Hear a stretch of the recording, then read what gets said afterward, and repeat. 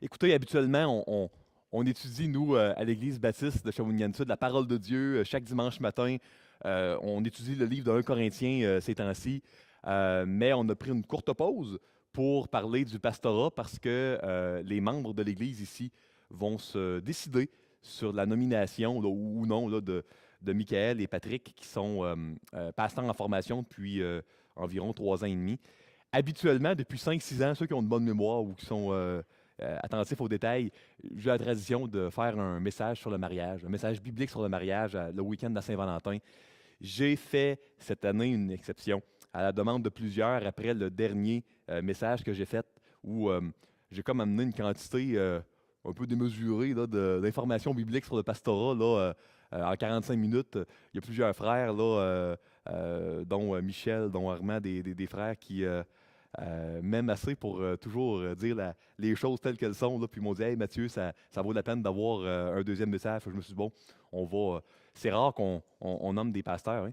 Puis nous, notre rôle, les pasteurs déjà élus, là, notre, notre rôle pour diriger l'Église n'est pas de choisir les pasteurs, de les nommer nous-mêmes, c'est de vous enseigner ce que la parole de Dieu dit pour que l'Esprit Saint vous enseigne et que vous, à travers vous, Dieu parle. Parce que comme Patrick le disait, à l'Église Shawinigan-Sud, c'est les membres que Dieu utilise pour choisir les pasteurs. Donc moi, mon rôle, c'est pas de les choisir, mais d'enseigner ce que la parole dit pour que dans votre conscience, vous fassiez un choix éclairé. Donc, on va parler de l'équipe pastorale. Puis, je cherchais un titre accrocheur. Mon frère JP m'a dit: Ah, ben, l'union fait la force. Ça rend bien. Là, je vais parler un peu des textes bibliques que j'ai abordés ce matin. Il dit: Ça rend bien ce que tu veux amener. Donc, ceux qui aiment mon titre de ce matin, c'est malheureusement, ça ne vient pas de moi, ça vient de mon frère JP. Euh, Écoutez, avant d'aller plus loin, prions pour demander l'assistance de notre Seigneur Jésus. Ah, Seigneur Dieu, on est tellement content d'être ici, tellement béni d'être réconcilié avec toi. On est, Seigneur, sur terre pour de quoi de tellement plus grand que nous. On est là pour ta gloire. Puis ça défie notre imagination. Tellement de gens ici-bas cherchent le but de l'existence. Pourquoi on est sur terre? Puis nous, on le sait, on est là pour toi. Puis tu nous utilises. Malgré nos imperfections, tu nous as rachetés. Tu veux nous faire grandir, tu nous transformes. Puis ça se fait dans l'Église locale. Wow! Seigneur, parle-nous, rencontre-nous ce matin d'une manière spéciale. Bénis-nous. Utilise cette étude biblique imparfaite, incomplète que je vais amener pour ta gloire. Dans le nom de Christ. Amen. Hey, soit dit en passant, peut-être courte annonce que je n'ai pas dit avant la prière. On a un beau projet qui s'en vient parce qu'on sait qu'il y a un genre de multiplication là, des tout-petits ici là, à l'église là, dans les dernières années. Donc, on a une salle d'allaitement qui, dans les prochaines 2 semaines, Michael me dit, va être opérationnelle avec une place où il n'y aura pas de fenêtre, où les jeunes mères peuvent allaiter. Une place également où il va y avoir une télévision, puis ils vont voir en temps réel, là, non seulement entendre, mais voir le message. Donc, en tout cas, je trouve ça vraiment bien là, pour les jeunes mères. Là, puis, merci là, aux jeunes femmes de l'Église qui ont participé là, à tout ça, là, puis, sous la direction de Michael. Petit résumé, très très brièvement, de ce qu'on a vu il y a 2 semaines au niveau de c'est quoi un pasteur. Et puis après ça, ce matin, moi, je vais parler un petit peu plus de l'aspect d'équipe pastorale. Parce qu'il y a 2 semaines, j'ai parlé de vraiment un pasteur au singulier, le rôle de pasteur, les conditions gagnantes pour nommer un pasteur, c'est quoi? On a étudié un Timothée chapitre 3. On a vu que 1 Timothée 3, là, c'est pas tant des qualifications, vraiment quelque chose que quelqu'un peut faire pour soudainement qualifier. Non, on est là par la grâce de Dieu. Personne n'est digne d'être dans n'importe quel ministère de l'Église si ce n'est pas de la croix, si ce n'est pas de Dieu qui l'appelle. On a vu c'est quoi les conditions gagnantes. Puis on les a nommées. Puis quand c'est pas là, c'est pas nécessairement de la faute de la personne, mais si c'est pas gagnant, c'est sûr que là, on nomme pas le pasteur. Donc, petit résumé de ça. Puis aujourd'hui, on va vraiment parler plus de l'équipe au pluriel. On n'a aucun endroit dans tout le Nouveau Testament où on voit un pasteur œuvrer au singulier dans une église locale. Aucun. Donc, l'aspect d'équipe pastorale, tout ça, qu'on appelle ça un collège de pasteurs, un conseil d'église, une équipe pastorale. L'idée qu'il n'y a pas le modèle biblique d'un pasteur unique dans le Nouveau Testament à aucun endroit. C'est un petit peu ça. Puis le pourquoi, puis le comment, c'est un petit peu de ça qu'on va parler ce matin. Euh, hmm, On semble peut-être avoir un problème. Merci. J'ai plusieurs animations. Si quelqu'un veut, à la technique, je vais le laisser ici. Changer les piles serait super gentil. Donc, première diapo encore, si vous voulez passer d'un. Donc, premier, un ancien. Il y a 3 mots pour désigner un leader d'église. C'est pas 3 sortes de Merci beaucoup. C'est pas 3 sortes de leaders d'église. Dans les églises, les leaders, les responsables, on va remettre ancien. Oui, merci beaucoup. Il y a 3 mots pour ça. Le premier mot ancien, presbytéros, c'est un mot qui désigne l'aspect que les leaders d'église, c'est pas que ça doit être un ancien, là, quelqu'un vraiment là, cliché un peu du dos vraiment courbé, quelqu'un qui est vraiment en fin de vie, là, puis beaucoup de. Non, non, c'est quelqu'un d'expérimenté. C'est vraiment un leader qui a une expérience chrétienne, une maturité en sa foi. Donc, il peut être un Timothée qui a 30 ans, mais ça fait 15 ans qu'il est au pied de Paul. Ou ça peut. Donc, on va préférer un Timothée que ça fait 15 ans qu'il est au pied de Paul, qui a 30 ans, à quelqu'un qui a 60 ans, mais il a 2 ans de vie chrétienne, puis il vient de se convertir. Donc, ça, ce n'est pas une question d'âge physique, physiologique, c'est une question d'expérience. Donc, on a vu que les leaders d'Église, on veut qu'il y ait une expérience chrétienne. On ne veut pas que ce soit des nouveaux convertis. Deuxième mot, s'il vous plaît. Un évêque. Hey, c'est rare qu'on utilise ça au Québec. Pourtant, le mot, 1 Timothée 3, c'est le mot évêque, hein, épiscopos. Donc ça, c'est quoi? C'est l'aspect que les leaders d'une église, c'est des gens qui surveillent. Pas surveiller pour trouver les erreurs ou les gens, les fous, comme on dit un peu en québécois, mais des gens qui vont superviser pour que tout aille bien, tout soit coordonné, puis fonctionne bien. Puis donc, l'aspect de superviser, d'avoir un œil sur les choses, ça, c'est une des facettes qu'on a vues il y a 2 semaines. Troisième, un pasteur. C'est spécial, hein? On utilise tout le temps dans le monde baptiste le mot pasteur. C'est le mot pour les leaders d'église qui revient le moins souvent en grec dans le Nouveau Testament. Spécial, hein? Comment des fois les traditions, un petit peu, là, sont pas exactement, merci beaucoup, très apprécié. Les traditions dans une église ne sont pas exactement là, ça ne reflète pas ce que le Nouveau Testament enseigne. Pasteur, c'est le mot vraiment, pastor en latin, c'est vraiment un berger. Là, puis un pasteur, c'était le mot courant pour les bergers qui prenaient soin. Fait que, oui, un ancien, un leader d'église, c'est quelqu'un d'expérience. Oui, un leader d'église, c'est quelqu'un qui supervise. Puis un leader d'église, c'est quelqu'un qui prend soin. Un peu comme un berger qui nourrit. S'il y a un lion ou un ours qui arrive, il va prendre sa fronde, puis une pierre, puis clac, il va tuer le lion, il va tuer l'ours, il va donner de la nourriture. Ah, les pâturages ici sont secs. On est au Moyen-Orient, dans le désert. Oh, on va essayer de trouver des sources d'eau, des verts pâturages. Et puis, donc ça, c'est l'aspect de pasteur. Donc, expérience, superviser, excusez-moi, garder un œil et puis prendre soin. Le caring, comme on dit en anglais. Les 3 choses qu'on a vues dans notre message la semaine dernière. Je passe, vous avez l'opportunité d'écouter le message, l'audio, si vous voulez aller plus loin. Prochaine diapo, s'il vous plaît. Donc, ça, c'est pas 3 sortes de leaders, une même fonction. Donc, moi, ce que je veux vous amener aujourd'hui, puis c'est là que la semaine dernière, j'avais prévu un petit temps là-dessus, mais il y a 2 semaines, mais c'était démesuré la quantité de matière, donc j'ai pas eu le temps de vous en parler. On a, dans le monde baptiste, une genre, moins maintenant, c'est moins vrai en 2016, mais je vous dirais pour ceux qui sont des croyants vraiment de longue date ici, qui sont devenus chrétiens dans les années 80, 70, même voire début des années 90, on a dans le monde baptiste l'habitude d'avoir un pasteur principal avec une équipe de diacres, puis on appelle ça le conseil. Puis, c'est curieux parce que, comme je vous disais, à aucun endroit dans le Nouveau Testament grec original, là, vous allez voir le mot ancien, évêque ou encore pasteur au singulier œuvrant dans une église locale. Là. Vous ne verrez pas ça à aucun endroit. Puis quand on utilise l'histoire d'église, vous ne verrez pas non plus d'église avec un conseil, avec un pasteur des diacres avant les années à peu près 1600. Donc, il y a une raison pour laquelle il y a tout le temps eu, dans l'Antiquité, époque romaine, médiévale, des leaders au pluriel dans une église. Pourquoi en 1600, soudainement, là, à peu près, là, on a vu apparaître dans certaines familles d'églises, dont le mouvement baptiste, on a vu apparaître un leader unique qui était en chef un peu sur l'église avec des diacres. Bien, ceux qui veulent se documenter, je vous conseille vraiment ce livre-là. Euh, vous avez à l'intérieur de ce livre-là, qui est la biographie de Jonathan Edwards, une explication à la page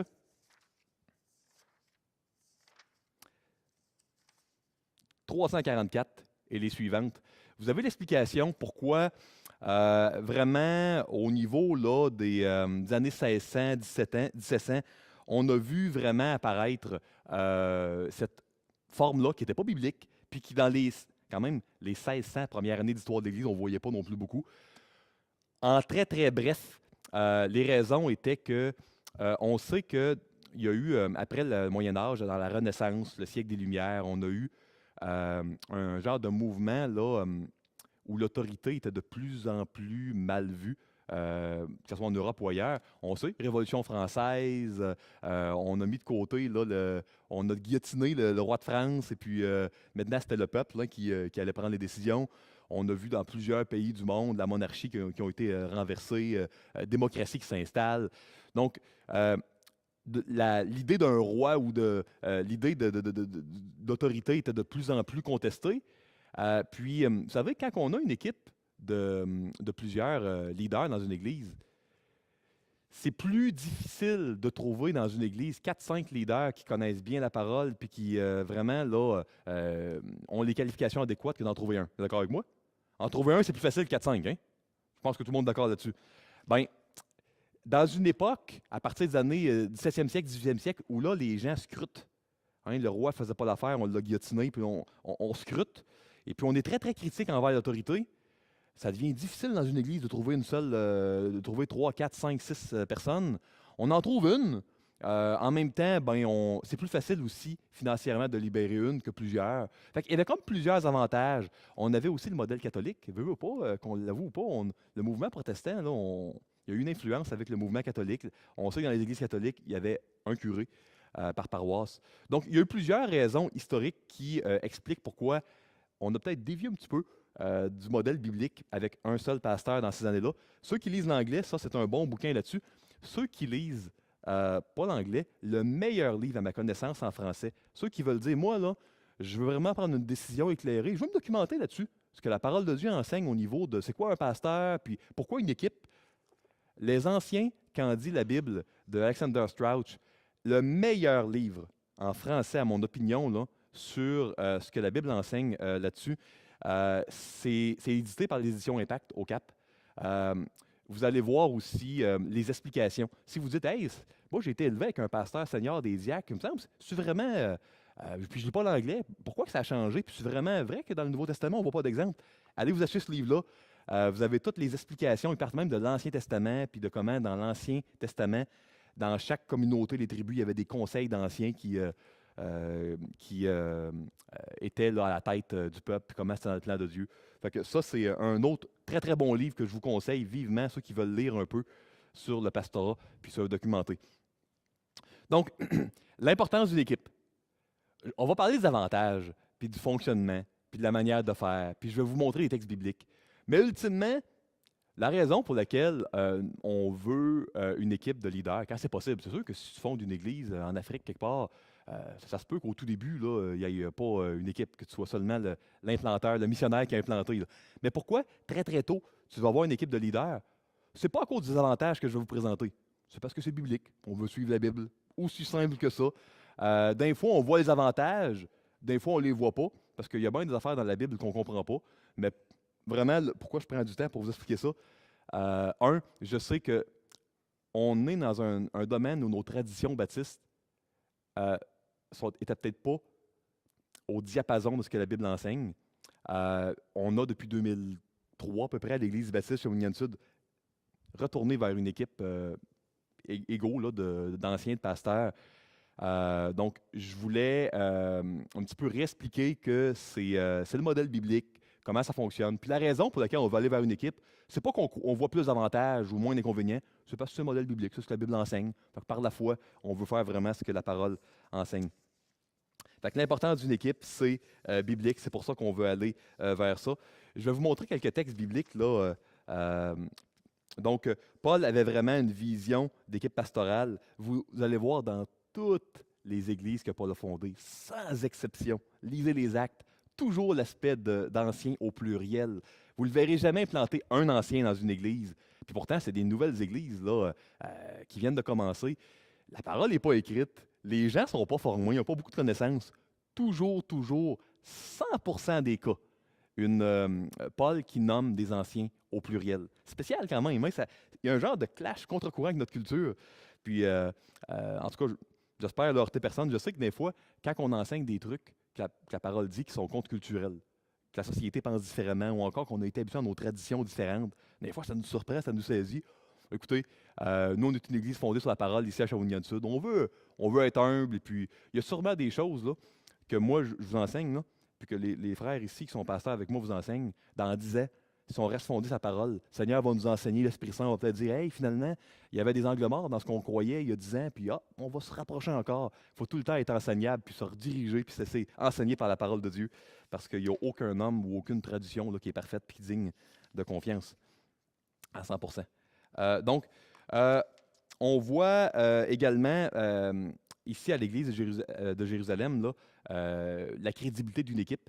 Je vous lis brièvement les versets là, dans Actes 15, les versets 1 et 2, puis les versets 21 à 23. Il y avait une problématique, une question difficile. Est-ce qu'on doit manger du porc? Est-ce que les chrétiens doivent se faire circoncire? On est au début de l'Église, hein? Fait qu'on mêle un peu l'Ancien puis le Nouveau Testament. Tu sais, circoncision, c'était le signe de l'alliance dans l'Ancien Testament. Est-ce qu'on se fait circoncire comme chrétien non-juif? Puis si on est chrétien juif, non-juif, comment ça marche? Qui prend la décision? C'est Paul tout seul qui prend une décision? Lisons Acte 15. Quelques hommes venus de Judée enseignaient les frères en disant, si vous n'êtes pas circoncis, selon le rite de Moïse, vous ne pouvez pas être sauvés. Paul et Barnabas assurent avec eux un débat et une vive discussion. Les frères décidèrent que Paul et Barnabas et quelques-uns des leurs montraient à Jérusalem vers les apôtres et les anciens pour traiter cette question. Puis là, je saute une vingtaine de versets. Le temps est court pour aller au verset 21. Car, ça c'est la conclusion, depuis bien des générations, Moïse a dans chaque ville des gens qui le prêchent, puisqu'on le lit tous les jours de sabbat dans les synagogues. Alors il parut bon aux apôtres et aux anciens, au pluriel, et à toute l'Église, de choisir parmi eux et d'envoyer à Antioche avec Paul et Barnabas, Jude, appelé Barsabas et Silas, hommes considérés entre les frères, et ils les chargèrent d'une lettre ainsi conçue. Les apôtres, les anciens au pluriel, et les frères, aux frères d'entre les païens qui sont à Antioche, en Syrie et en Sicile, salut. Donc, dans une question difficile, est-ce que les nouveaux chrétiens non-juifs doivent se faire circoncire? Est-ce qu'on peut manger du porc, des animaux étouffés dans le sang, etc.? C'est quoi les règles de l'Ancien Testament qui continuent à être valides? Jésus en a parlé sur le sermon sur la montagne pour plusieurs, mais pas toutes. Jésus n'a pas tout pris les Pentateuques sur le sermon sur la montagne. Fait que ce que Jésus n'a pas traité, comment on gère ça? Ben, c'est pas Paul puis Barnabas, c'est pas un genre de pape ou un genre d'évêque supérieur en haut des autres qui a pris une décision. Tout le temps de pluralité. Une pluralité, puis Dieu, c'est pas non plus des votes d'église pour des questions doctrinales, bibliques. Dieu donne aux églises de mettre à part des gens qui vont se dédier à l'étude de la parole, qui vont se dédier au pastorat. Puis, dans les questions théologiques difficiles, on voit vraiment un modèle où c'est pas un seul homme, un seul pasteur, mais une équipe d'anciens avec les apôtres. Là. Ça, on avait des apôtres à cette époque-là. Maintenant, évidemment, on n'a plus d'apôtres aujourd'hui, tel qu'à l'époque biblique. Mais on voit là, que c'est leur rôle d'étudier la question, de trancher, de prendre une décision. Puis une équipe, c'est plus crédible qu'une seule personne. On voit également au niveau de l'équipe pastorale de l'Église d'Éphèse, on voit ici Paul dans Acte 20 qui adresse des exhortations aux anciens d'Éphèse. On sait que Paul, c'est lui qui avait fondé l'Église d'Éphèse, il avait coaché les anciens là-bas. Puis, à un moment donné, quand il sait qu'il va aller à Rome et qu'il ne reverra plus jamais les anciens d'Éphèse, là, il y a une rencontre, puis c'est déchirant, puis il y a des larmes, parce que Dieu avait révélé à Paul qu'il ne reverrait plus. Puis, on passe ce contexte, mais on voit Paul qui donne des exhortations aux anciens. Puis écoutez bien ce qu'il dit. « Prenez donc garde à vous-même et à tout le troupeau. » Paul, il parle aux anciens. « Sur lequel le Saint-Esprit vous a établi évêque. » En fait, c'est le mot évêque qui est utilisé ici, là, pour paître l'Église de Dieu, qu'il s'est acquise par son propre sang. Je sais qu'il s'introduira parmi vous après mon départ des loups cruels, qui n'épargneront pas le troupeau. C'est une image, hein, des loups, c'est des gens qui vont attaquer l'Église, faire du mal à l'Église. et qu'il s'élèvera du milieu de vous des hommes qui enseigneront des choses pernicieuses. Des choses pernicieuses, c'est dangereux, mais caché, là, tu ne le vois pas venir, pour entraîner les disciples après eux. Veillez donc. Hein? Le mot évêque, ça surveille. Fait que, veillez donc, verset 31, on a vraiment la fonction du mot ici. Vous souvenez que durant 3 années, je n'ai cessé nuit et jour d'exhorter avec larmes chacun de vous. On voit encore là, à Éphèse, l'église que Paul avait fondée, surveiller, ce n'était pas la tâche d'un seul homme qui avait des adjoints, des assistants. C'était une équipe de personnes égales là, qui travaillaient ensemble. Vous ne voyez pas Paul parler, mettons, à un homme et puis ses adjoints, mais vraiment aux évêques au pluriel là, ici. Euh, Paul avait envoyé Tite, qui était un petit peu son protégé, sur l'île de Crète. L'île de Crète, c'est pas une petite île là, tout petite avec une église. Là. C'est assez méga, c'est une bonne île hein, avec plusieurs villes. Là. Je ne me souviens plus du nombre de villes qu'il y avait sur cette île-là, mais c'était un grand nombre. C'est pas de quoi que tu faisais là, en un après-midi, tu prenais une marche, tu allais d'un bout à l'autre de l'île. C'était une grosse affaire avec vraiment des villes. Puis, il y avait plusieurs églises qui avaient été fondées, mais là, la tâche que Tite avait, Paul envoie Tite pour que Tite nomme des anciens. Puis je me dis tout le temps, c'est spécial quand même. Hein? On est sur 87-88 églises d'association. Là. Il y en a une vingtaine là, qui n'ont pas de pasteur. Il n'y en a pas un. Il y en a pas un. Et puis, il y en a d'autres là-dedans qui en ont juste un. Puis rares sont les églises qui en ont plusieurs. Il y en a de plus en plus, comme je vous disais, l'idée de pluralité. Mais on a ici des nouvelles églises. Toutes nouvelles. On n'a même pas la parole de Dieu. On n'a pas d'école biblique. C'est tout nouveau. Là. Puis on voit que dans la tête de Paul, quand il envoie Tite, c'est pas en envoyer un par église ou un qui va superviser 3-4 églises. C'est des leaders à chaque église. Fait que ça heurte un peu notre manière de faire.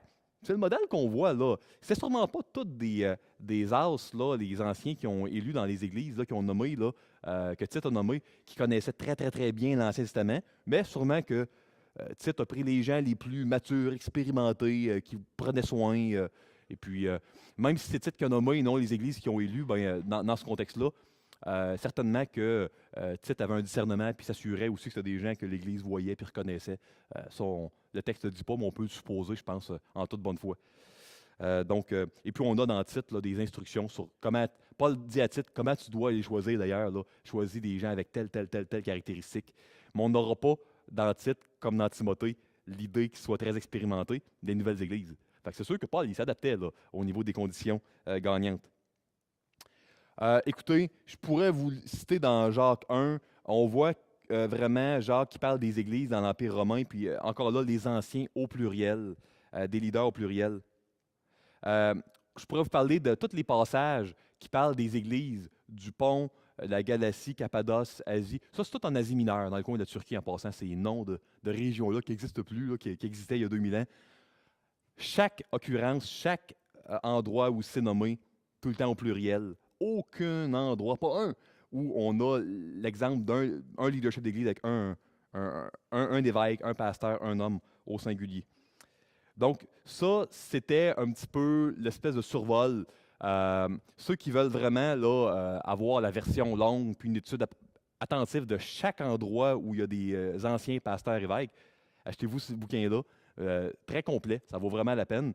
Mais sachez que c'est le modèle biblique qui est enseigné. Certainement pas la chose la plus simple. Plus facile d'avoir pour une église une seule personne qu'une équipe, mais c'est le modèle que Dieu, à sa sagesse, enseignait. Je vais m'intéresser maintenant au pourquoi. On n'a pas tout le temps le pourquoi de comment Dieu fait les choses. Hein? Pourquoi il a fait l'élection, pourquoi la Trinité, pourquoi un Dieu en 3 personnes, pourquoi pas en 2, en 4, en 5. Il y a bien des choses qu'on ne connaît pas ici-bas, mais on peut tout le temps s'intéresser. On veut obéir par la foi à ce que Dieu enseigne, mais on peut s'intéresser quand même au pourquoi. Hein? Ça, c'est pas interdit. Donc, ici, je vous avais mis là, toutes sortes de... j'avais été prendre dans un autre bouquin que je n'ai pas amené, toutes sortes de confessions de foi médiévales, Renaissance, où on voit encore là, historiquement, dans l'histoire de l'Église, c'est récent. Ça fait vraiment seulement quelques siècles l'idée d'un pasteur ou d'un leader d'Église qui vraiment là, dirige seul. Parce que dans l'histoire de l'Église, lisez les confessions de foi, les ministres de l'Église au pluriel, les officiers au pluriel de chaque Église au niveau de Amsterdam en Hollande. Si on parle ici de la religion chrétienne 1612, Christ a établi dans son Église sur terre, pasteur, enseignant ou ancien. Confession de Londres en 1644, des pasteurs au pluriel. En 1677, des évêques au pluriel anciens. En Amérique 1923, encore là, des pasteurs anciens. Fait que c'est vraiment un modèle là, dans l'histoire de l'Église qui était le modèle là, qui a été suivi longtemps avant que ça diverge. Là. Ça, je vous en ai parlé ici, puis je vous ai mis le bouquin. Excellent.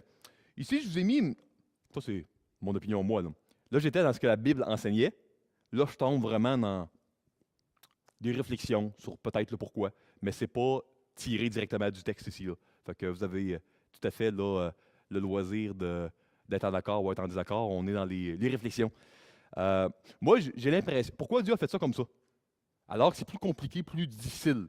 Au niveau de choisir, au niveau de trouver des gens compétents, au niveau des finances. Ben, moi, je me dis, petit dicton québécois, deux têtes valent mieux qu'une. On est familier avec ça. Certainement, trois têtes, quatre têtes, cinq têtes valent mieux qu'une aussi. Donc, écoutez, moi, je crois que il y a plus de sagesse quand tu as une équipe de personnes égales qu'une seule personne qui peut peut-être diverger. On a Aristote qui disait, là, le pouvoir corrompt, puis, bon, c'est pas biblique, hein, Aristote, le pouvoir absolu corrompt absolument. Écoutez, il y a du vrai là-dedans. C'est pas biblique, mais il y a du vrai que quelqu'un, on est des êtres orgueilleux. Hein, on est porté à être centré sur soi.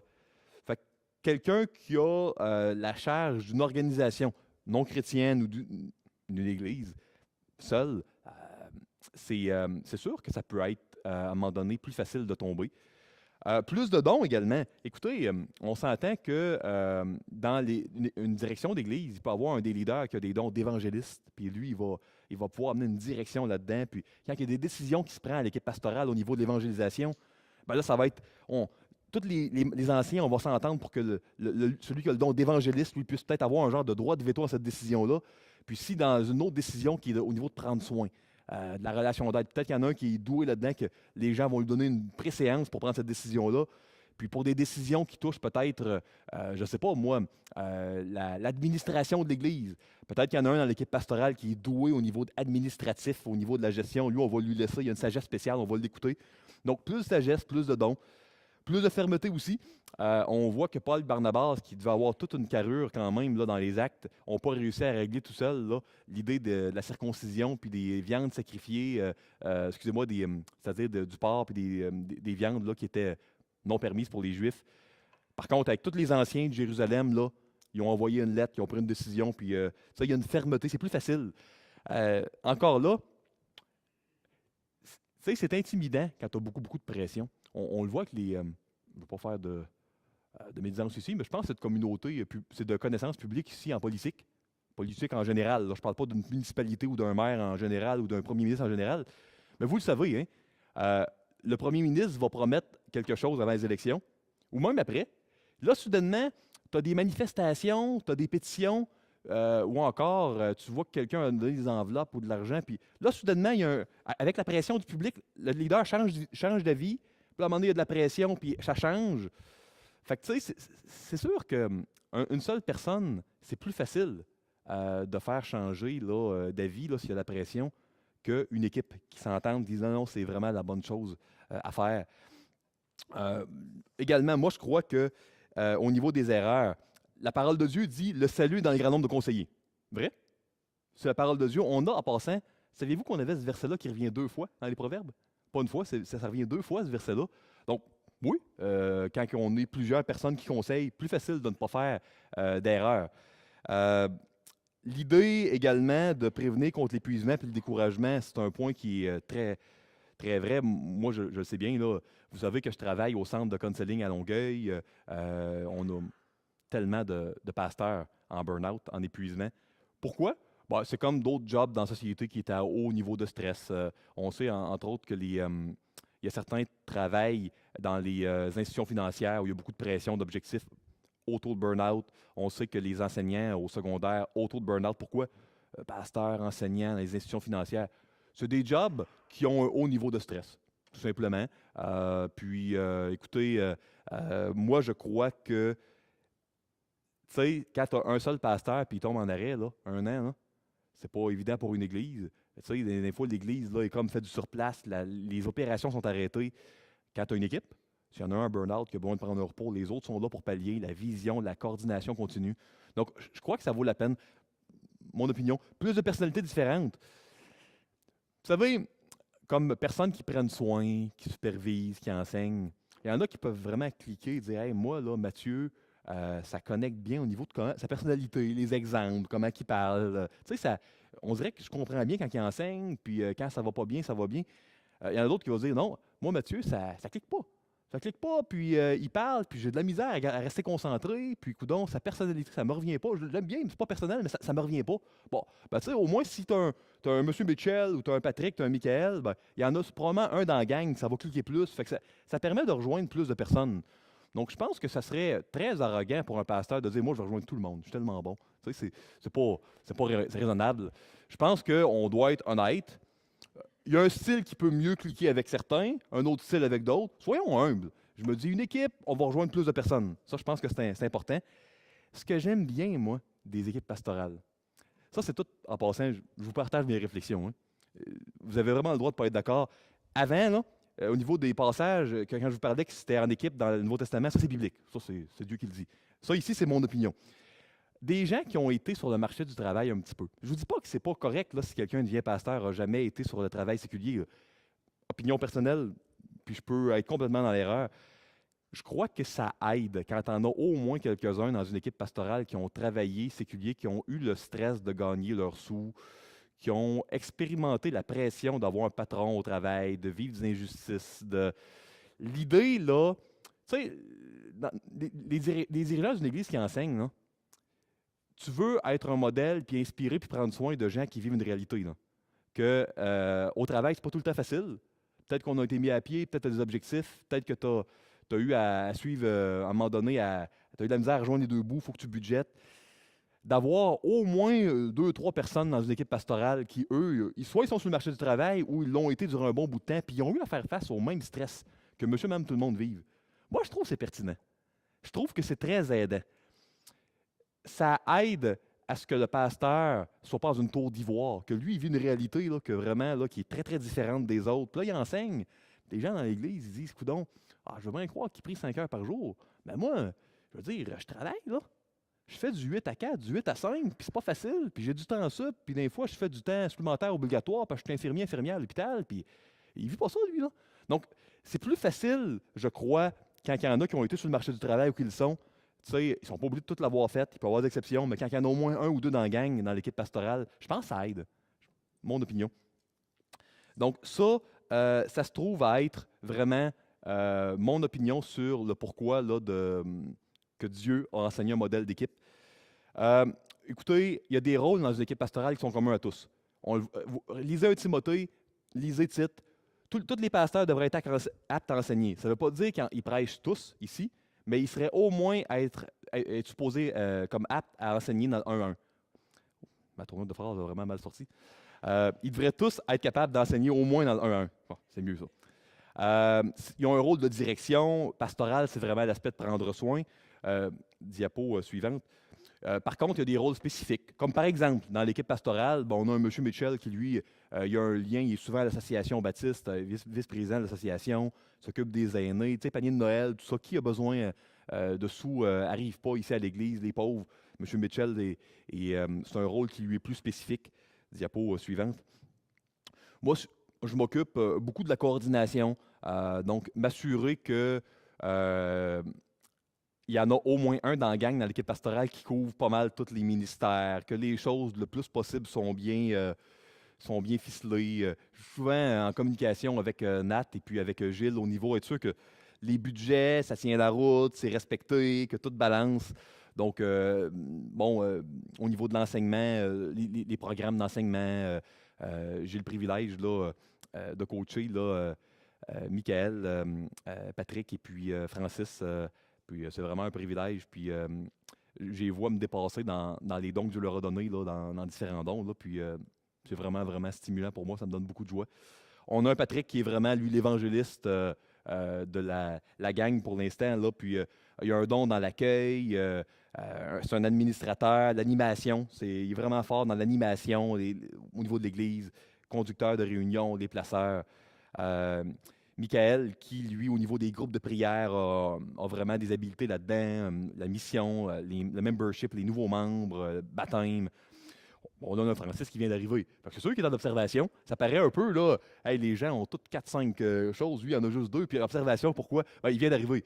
Puis quand quelqu'un vient d'arriver, ben, on lui demande, prends le temps d'arriver, d'observer, voir comment ça fonctionne dans un an. Dieu va lui-même, là, par l'Église, il va avoir des tâches qui vont s'ajouter. Mais déjà, avant qu'il soit dans l'équipe pastorale, c'était notre responsable des collèges carrières, donc les groupes d'âge, là, 18 ans là, et plus. Là. Fait qu'on est content de l'avoir. Je termine. Comment appliquer ce passage, hein? Ces passages, ces nombreux passages que je vous ai traités à ma vie cette semaine? Écoutez, je vais vous amener une couple d'applications personnelles, mais le but premier, là, c'était vraiment juste... Mon message s'adressait à tout le monde, mais spécialement aux gens qui sont là depuis longtemps, puis qui ont peut-être goûté à la culture, un leader unique avec des adjoints. Puis je voulais juste revisiter le fait que ce n'était pas ce que le texte biblique enseigne. Donc, c'était pas que c'était mal avant, mais puis c'est le cas de plusieurs églises. Hein, ça, c'est quand ça a été publié, là, il y a eu un tournant. Ça a eu une grosse influence en passant, hein, provinciale. Hein. C'est autant au niveau des assemblées de frères chrétiens qu'au niveau des églises baptistes puis de plusieurs familles d'églises. Là, il y a eu une genre de redécouverte de la pluralité du leadership là, il y a peut-être 15 ou 20 ans. Là, puis, mais c'est bon de se le rappeler que c'est biblique, c'est pas juste une mode, c'est vraiment ce que la parole enseigne. Donc, j'espère que les deux messages, il y a 2 semaines, le témoignage la semaine dernière, puis aujourd'hui, va vous aider à prendre une décision dans une semaine pour les membres. Souvenez-vous que ce n'est pas un vote de popularité. C'est pas « Ah ben j'aime bien Mick, je vais voter pour lui, sinon il va être triste, je ne vais pas lui faire de la peine. » Non, non, c'est pas au sujet de Mick. Ou encore Mathieu, il pense que Mick devrait être pasteur, je fais confiance. Non, non. C'est au niveau de votre temps de prière, de votre compréhension. C'est pas pour faire plaisir à Mathieu, à Mick, c'est pas pour ne pas déplaire. Qu'est-ce que Dieu vous dit? Vous pouvez détester, j'espère que non, mais vous pouvez détester Mick. Vraiment, il ne vous revient pas. Mais ça n'a même pas rapport. Ce n'est pas votre relation. Ce n'est pas un vote de popularité. Qu'est-ce que vous devez décider pour la gloire de Dieu? Qu'est-ce qui va glorifier le plus Dieu? Si vous l'aimez beaucoup, mais qu'il ne qualifie pas, ça ne glorifiera pas Dieu. Votez pas pour lui, il va s'en remettre, il aime le Seigneur va lui parler. Si par contre, vous dites, moi, ça ne clique pas, mais coudonc, je suis obligé de voir que ça va glorifier Dieu si je l'amène, puis il qualifie bibliquement, ben, votez pour lui. Ce n'est pas de la popularité, c'est une question de conscience la semaine prochaine. Puis c'est une question de gloire de Dieu. On est là pour la gloire de Dieu. On a été mis sur terre pour ça. On n'est pas là pour nous-mêmes, on n'est pas là pour les autres, on est là pour Dieu. On existe pour lui. Puis c'est dans cet esprit-là qu'on doit prendre notre décision. Je termine rapidement. Les pasteurs n'ont pas été donnés par Dieu pour faire le ministère à la place des croyants. On est là pour équiper, prendre soin, mais ne voyez jamais les pasteurs comme des employés d'église, puis enfin, ils vont pouvoir, on va les payer, ils vont faire le ministère pour nous. Non, non, non. On est là pour vous amener à faire le ministère, puis c'est un privilège. On est mis sur terre pour ça, faire le ministère puis l'œuvre de Dieu. Gâchons pas notre vie à faire autre chose. Notre vie sert à ça. Servir le Seigneur puis le glorifier. Christ ne vous appelle pas à une attitude de consommateur. Hein, je vais aller à une église, je vais avoir le plus de services possible. Garderie, TV pour la salle d'allaitement, je vais aller ici. Non, non. Oui, c'est bien, il y a des services dans une église, mais on est une église pour servir. Jésus, là, il lavait les pieds de ses disciples. Notre vie chrétienne doit être axée sur qu'est-ce que je peux donner. J'ai ma place ici à l'église, je pourrais utiliser mes dons pour la gloire de Dieu. Je vais aller ici. Ce n'est pas une question de où j'ai le plus de services, c'est une question de où je peux le plus servir. 3, Dieu est souverain, puis il se glorifie même dans les erreurs, puis les manquements des pasteurs. Vous savez, ça, c'est la beauté de la chose. Toute autorité est instituée par Dieu. Fait que, soyez pas stressés qu'à un moment donné, l'Église fasse naufrage, parce que les pasteurs sont imparfaits, ils le sont. Puis Dieu sait que j'en ai fait des erreurs, malheureusement, depuis les dernières 2004, ça fait déjà 12 ans que je suis pasteur ici à l'Église. Mais Dieu est au-dessus de ça. Il est souverain. On a vu la souveraineté de Dieu avec Francis ce matin. Dieu va accomplir son plan. Puis on peut y faire confiance. Puis même à travers les erreurs, les péchés qu'on va faire ici comme Église, restons accrochés au Seigneur, il va nous faire grandir. Que Dieu vous bénisse tous et toutes cette semaine. Puis que Dieu nous rappelle à quel point il nous aime d'un amour infini et inconditionnel. Amen.